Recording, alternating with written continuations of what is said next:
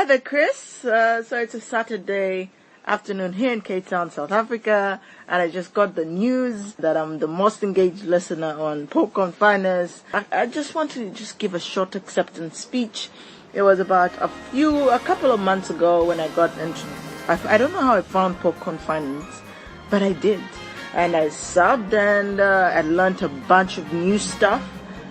Because I'm trying to financially educate myself, and it helped me learn the stuff in the quickest possible way to get it. So I'd like to just thank Chris for starting Popcorn Finance. I'd like to thank God for helping me become most engaged listener all this time. I'd like to thank my friend who introduced me to Anchor, and hence I got to know about Popcorn Finance. Anyway, have a good weekend, everyone.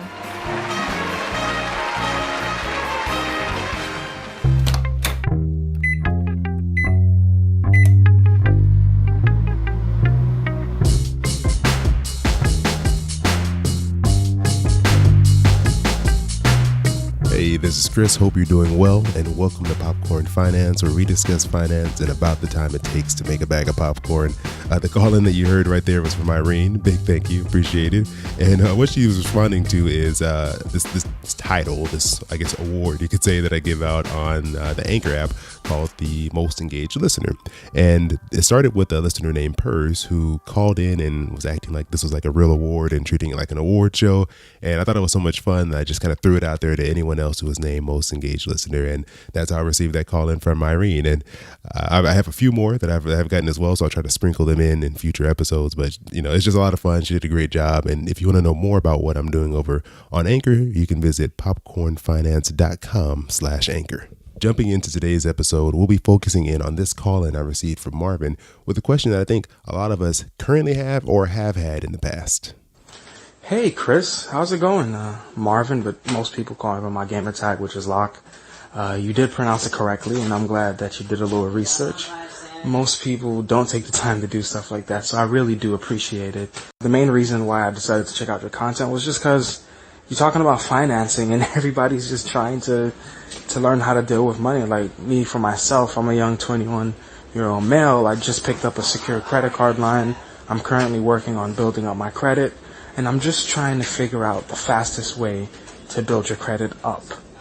So maybe that's a question you can answer on your station. I don't know if you already covered it. You did talk about credit cards in the past, but I'll have to check that out. And thanks for stopping by, and I greatly appreciate the content that you make. Peace. Have a good one. Hey, Marvin, appreciate you calling in, man. And you know what? You're right. I went back and looked because I had forgotten, and pretty much the majority of my first 11 episodes were on credit in some form. So for those listening, if you have some time, go back and check those episodes out. I'll also post a link to those in the show notes as well. But Marvin, I think the situation that you're dealing with right now is pretty common because there's a dilemma. You want to open a credit card to try to build credit, but they won't let you open a credit card because you don't have any credit. So you're kind of stuck in this really weird place. And I think that's why majority of people start to go towards a secured credit card, which sounds like you've already done, which is a great first step. And for those of you who don't know what a secured credit card is, it's a credit card. You know, it looks just like any other credit card, but the main difference is it's backed up or secured by a cash account. So they'll require you to put X amount of dollars into like a bank account. Essentially, it's anywhere between $300 and $500 typically, and this money is there to back up the card in case you just decide to stop making payments, and that way they're not left with no money. And so they do this to kind of cover themselves because they're dealing with someone who doesn't have a credit history. And it doesn't mean that you're not trustworthy or responsible. You just maybe haven't had an opportunity to develop any type of credit. So after about a year of responsibly using this credit card, sometimes a little bit faster, but after about a year, typically, you should have built up enough credit history and proven yourself enough to be eligible to qualify for a traditional credit card. So at that point, you would, close your secured credit card and then move over to a traditional card. Because the one thing to keep in mind with these secured credit cards is that many of the companies and banks that offer these cards, they attach a lot of fees to go along with them. So you want to be very careful and choose your provider or your bank very carefully and look for ones with no fees or very minimal fees, because you don't want this process of building credit to cost you money. You shouldn't be, shelling out tons of money in fees or monthly service charges just to use this card. I'll post a link in the show notes to some security credit cards that I found that had very minimal fees to kind of help you start your journey. But definitely you're going to want to do your research, look at the numbers, find the product that works best for you. But in addition to that, if you're looking for additional ways to help build your credit, or just an alternative if you're not really too excited about opening a secured credit card, there are companies out there, if you're a renter, that will help you and your landlord coordinate to report your rent payments to the credit reporting bureaus. And this will help establish a credit history and effectively build a credit score for you.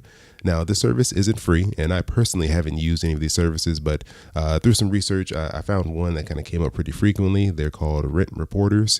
And so if you want, I'll put a link in the show note, and you can check them out and see if that works for you. But this is an alternative method outside of the secured credit card to build some type of credit history. Thanks again for calling in, Marvin. And for you and for everyone else who's listening, I'll post details and links to the things we've talked about in the show notes, so that way you can go back and check that out, because I know sometimes you're doing things. I know I'm doing things when I'm listening to podcasts, so hopefully that'll make it a little bit easier for you. You can go to popcornfinance.com/28, so number 28, and it'll direct you to all the things that we've talked about today. And in addition to that, if you want to just keep up with what's going on with me in the podcast, you can follow me on Instagram at Popcorn Finance Podcast, or on Twitter and Facebook at Popcorn Finance. And this show, if you're enjoying it, if you want to hear more, you can subscribe on iTunes, on the Google Play Store, and pretty much any of the major podcast apps. You'll find us there.